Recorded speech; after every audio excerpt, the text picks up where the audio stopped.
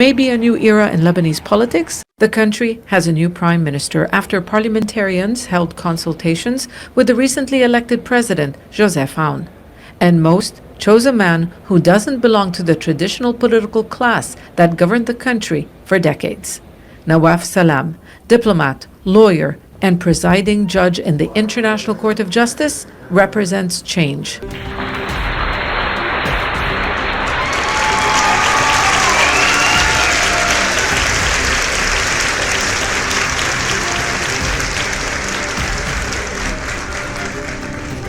أجرى السيد رئيس جمهورية العماد جوزيف عون الاستشارات النيابية الملزمة اليوم الاثنين الواقع فيه 13 كانون الثاني 2025 وبعد أن تشاور مع السيد رئيس مجلس النواب وأطلعه على نتائجها رسميا استدعى رئيس الجمهورية القاضي نواف سلام لتكليفه تشكيل الحكومة.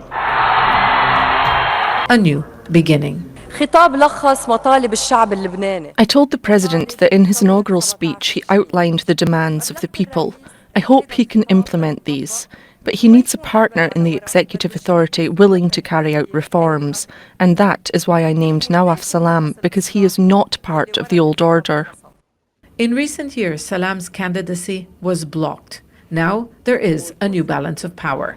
Hezbollah and its allies are believed to have wanted the incumbent Najib Mikati to remain in the post, but they appear to be losing political influence after suffering military blows by Israel.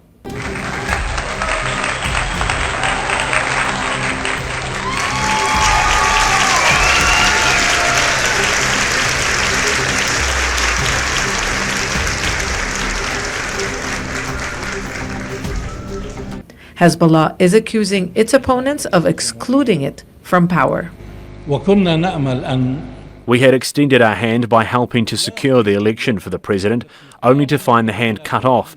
It is our right to demand a government that will be representative of all, or else it will have no legitimacy.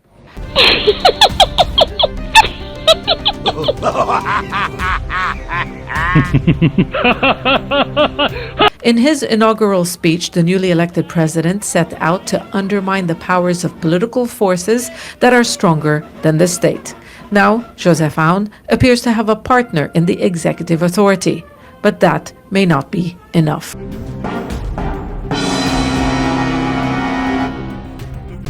The task now is to form a government in Lebanon. That usually takes time as political players compete for their share of power.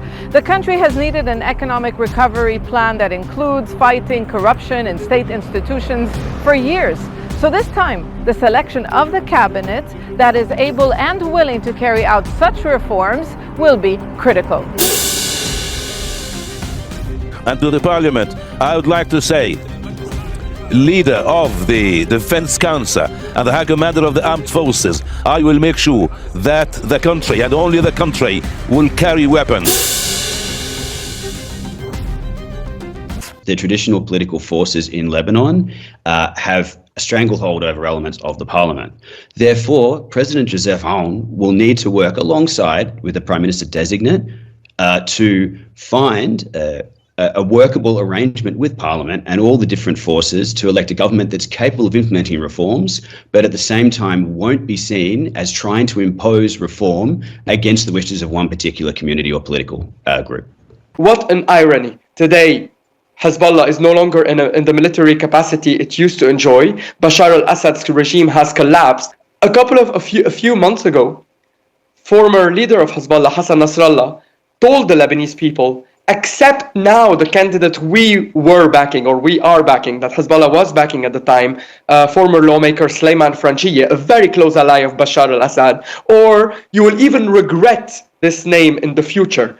Lawmakers in Lebanon have voted to elect the country's army chief as president, widely seen as the preferred choice of military backer, the United States, and regional heavyweight Saudi Arabia. Joseph Aoun. Joseph Aoun. Born in 1964 in the Sin el-Fil district in eastern Beirut, he studied political science and international affairs before joining the army as a cadet in 1983. Equally at ease in French and in English, the father of two comes from the Maronite Christian community. In Lebanon, the role of president is reserved for a Christian as part of its power-sharing structure. At the helm of the Lebanese army since 2017, Aoun, who shares the same last name as Lebanon's last president, Michel Aoun, but is of no relation, is said to have the support of international players like the United States and Saudi Arabia. He played a significant role in the peace deal brokered by Paris and Washington between Israel and Hezbollah. And since then, international pressure had been mounting to end the political stalemate in Lebanon. It was the 13th time MPs had voted on this matter. Lebanon has been without a president since Michel Aoun's term ended in October 2022. It's the parliament of Lebanon that elects a president. And there are very complex rules related to quorum, related to the number of MPs who first need to be present in the room, and the number of MPs who need to vote for a certain candidate for that candidate to win. Over the last 2.5 years, the lawmakers failed to reach a consensus around a name, and therefore, after every one of the 13 previous sessions, lawmakers affiliated with Hezbollah and their allies physically leave the parliament room, and therefore the quorum is lost, and the voting rounds cannot continue. And this was Hezbollah's way of blackmailing everyone in Lebanon by saying that either you vote for the candidate backed by Hezbollah or you will have no president. What has changed is the war that Lebanon has gone through and the military defeat of Hezbollah, which has significantly weakened its ability to impose anything, neither on the international community nor on the other Lebanese political parties.